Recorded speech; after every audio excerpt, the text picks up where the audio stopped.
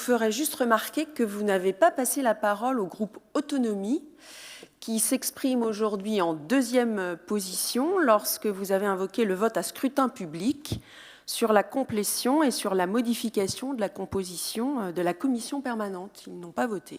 Daniel Koeuf a voté pour la majorité. Donc, chers collègues, on ne nous dit pas tout. J'ajoute que nous avons dû insister pour jouir d'un temps de parole au cours de cette session. Pas de discours de politique générale, mais certains discours qui s'y apparentent. 5 petites minutes d'explication de vote pour tous les groupes, quel que soit leur poids et leur représentativité. Je fais enfin observer aux Bretonnes et aux Bretons que cette session a essentiellement pour objet de faire passer le nombre de vos vice-présidents de 12 à 15, à l'heure où il est demandé des efforts d'économie aux entreprises, aux familles et aux collectivités locales. Alors nous aussi, nous sommes ravis de vous retrouver, Monsieur le Président, mais nous aurions préféré un menu sur le fond. La commission permanente s'apparente, il faut se le dire, plutôt à une chambre d'enregistrement.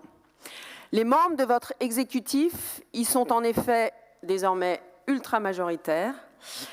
Les votes reflètent donc votre politique, et puisque vous avez élargi votre majorité à des élus de gauche, écologistes ou qui soutiennent pour certains d'entre eux la Macronie, il y a fort à parier que certains réflexes idéologiques inspirent vos choix.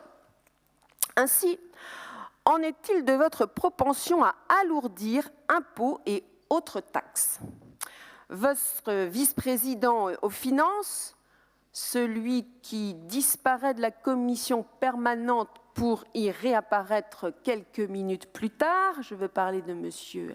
Perrin-Sarzier, nous a présenté à une poignée d'entre nous, vendredi dernier, un état de la situation financière post-vote du projet de loi de finances 2025. Nous vous avions d'ailleurs demandé que ce soit fait aujourd'hui en plénière, en toute transparence et devant l'ensemble des conseillers régionaux. Fin de non-recevoir. Qu'avons-nous appris vendredi? Que vous comptiez instaurer le versement mobilité additionnel régional et taxer les cartes grises des véhicules électriques. Les employeurs et les ménages apprécieront. Ainsi en est-il de votre rapport ambigu à l'agriculture et à la pêche bretonne.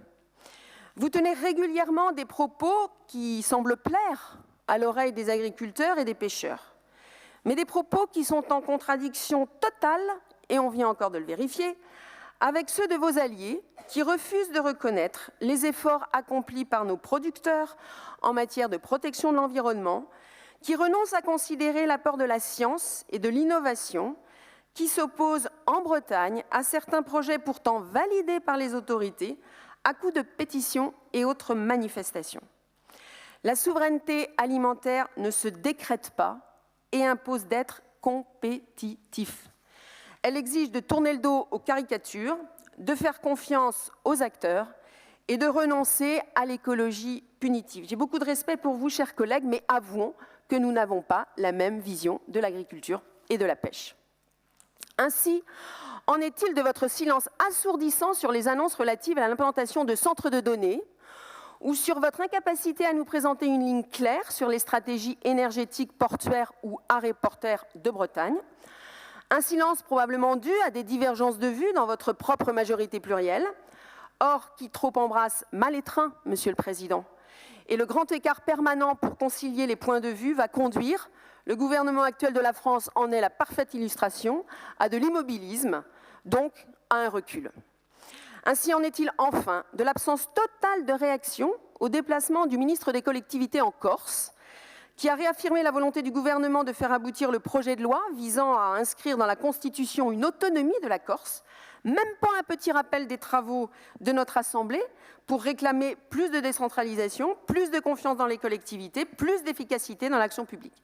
En définitive, cette session n'a hélas pour objet que d'entériner de petits arrangements entre nouveaux amis et à éviter soigneusement les sujets qui fâchent. Une occasion manquée. Bien entendu, nous voterons pour être représentés à la commission permanente pour Agnès Lebrun, Fabien Le Guernévé, Gaël Nicolas et Stéphane de Salier-Dupin, président de la commission des finances, qui revient au premier groupe d'opposition, c'est-à-dire Ils sont la Bretagne. Merci, madame.